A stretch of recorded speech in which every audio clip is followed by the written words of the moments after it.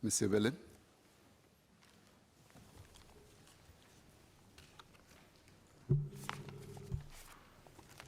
Thank you, Speaker. Pursuant to the resolution passed by the House on Tuesday, 6th of March, I wish to make my statement. I had written to Speaker on Monday evening, 5th of March, to inform him that I wish to make a statement in the House concerning the exchanges I had with Ministers Heng Swee Keat and Shanmugam during the budget roundup on the 1st of March. The next morning, on Tuesday, 6th of March, Speaker informed me that the Leader of the House also wished to make a statement on the matter. I was not informed of when she would do so. She subsequently made the statement that same morning at the start of the sitting while I was on my way to Parliament.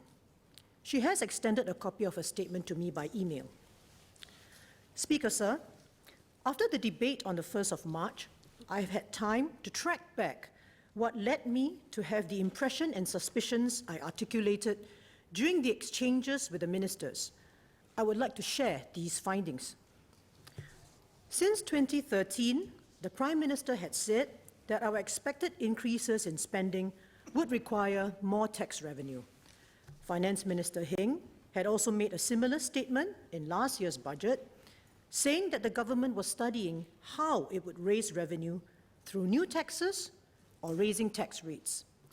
These statements were very general and did not specify any time frame for the raising of taxes. In November 2017, during the PAP convention, Prime Minister Lee announced definitively that the government would be raising taxes as government spending on investments and social services grew. He further stated that Finance Minister Heng was right when he said raising taxes was not a matter of whether, but when. Prime Minister's statement was made on 19th November 2017, with the budget statement for 2018 just 3 months away. Naturally, these announcements concerning tax increases set off public discussion and speculation. 3 days later, on 22nd November 2017, the Ministry of Finance issued a statement that PM Lee's announcement at the PAP convention was in line with a much earlier statement made by DPM Tharman when he was Finance Minister in 2015.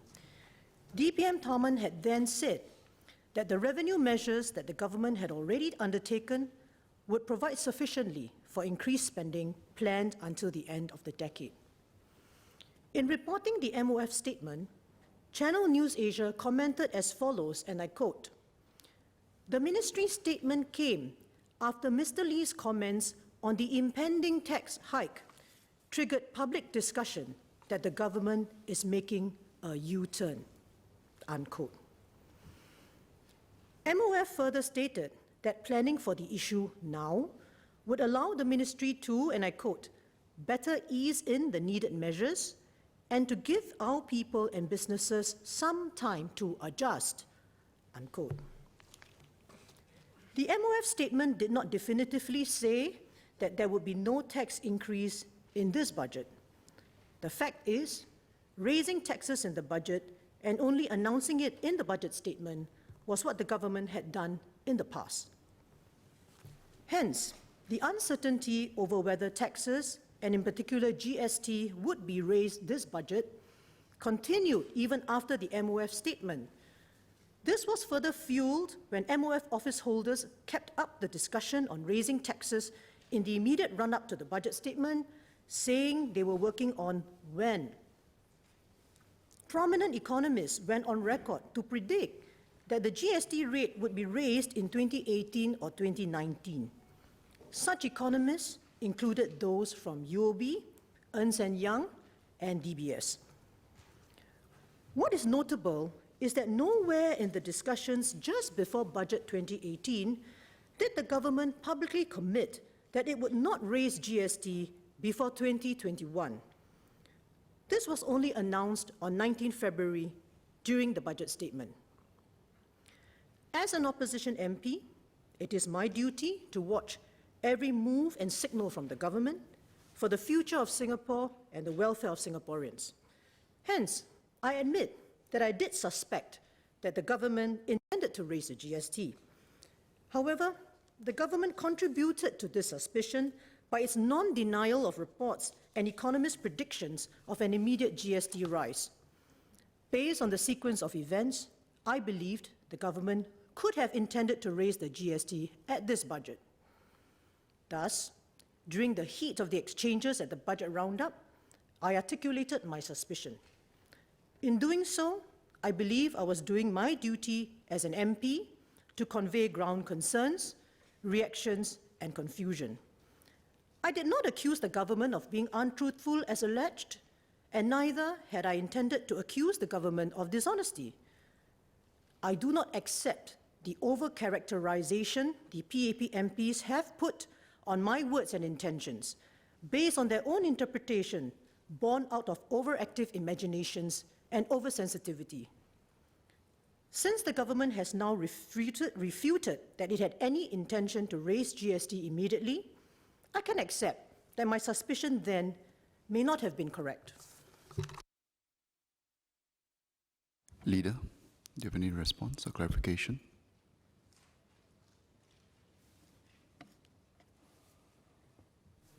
Mr. Speaker, I thank Ms. Sylvia Lim for admitting that she had made a suspicion, although she has said that she has not accused the government of dishonesty.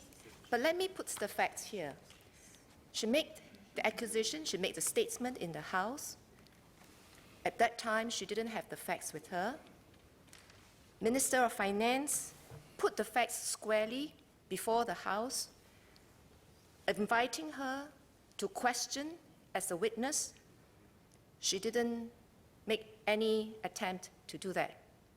So here you are, Minister for Finance, together with Prime Minister, with DPM, putting their statements, explaining to the House that their plans had all along been thinking about it in the long run, planning for tax increases for the next decade, and you have an MP coming here to make statements that basically accuses them of doing otherwise. Ms. Lim is saying that the government is saying one thing in public, but planning secretly to do another. So I am disappointed that she has failed to apologize to this House for making these false allegations.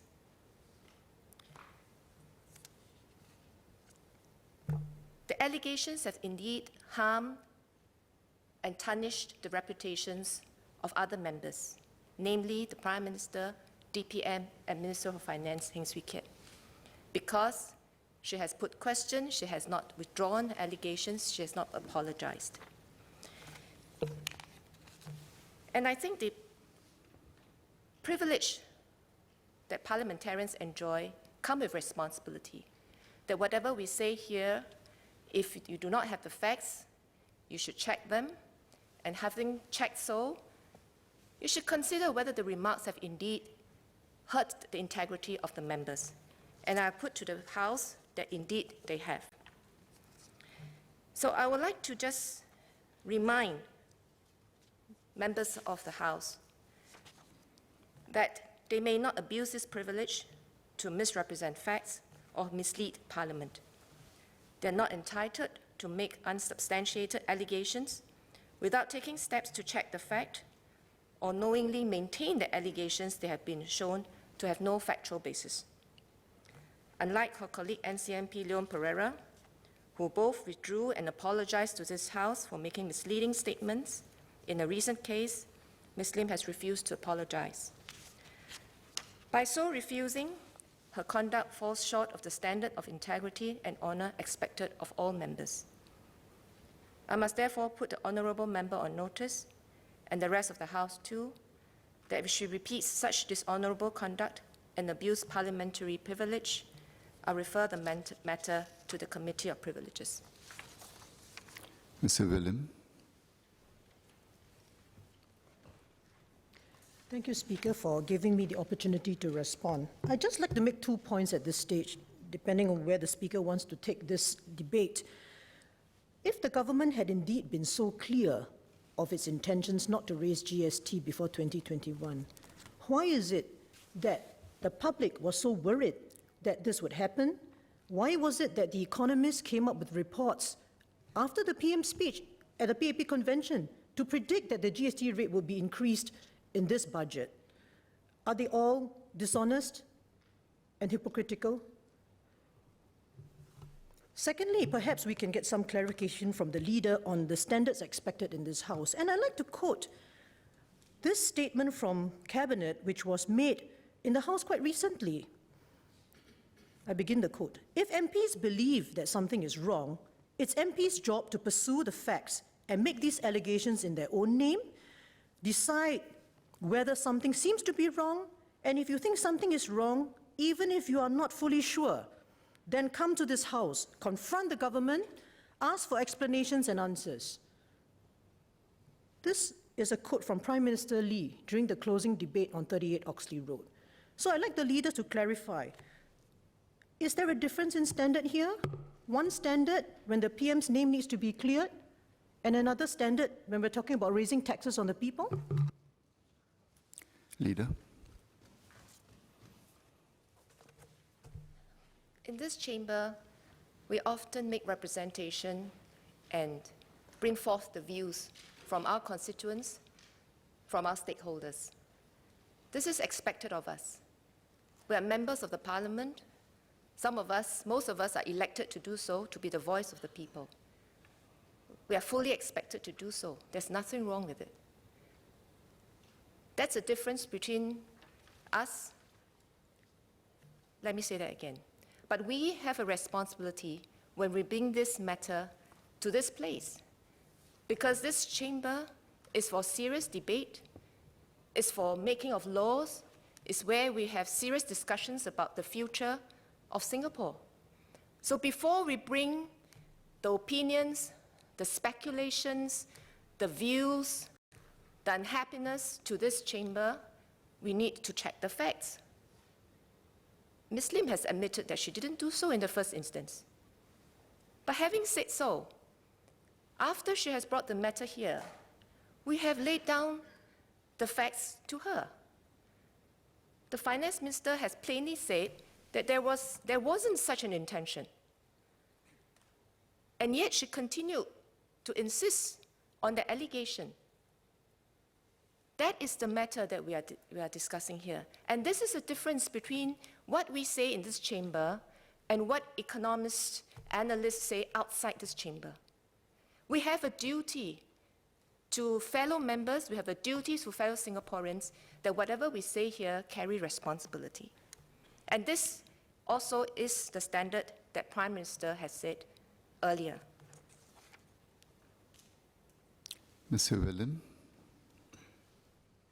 So I think it's clear where we stand, and I'd just like to make it plain what my position is. I do not see any reason for me to retract the statements which I made during the exchanges with the ministers.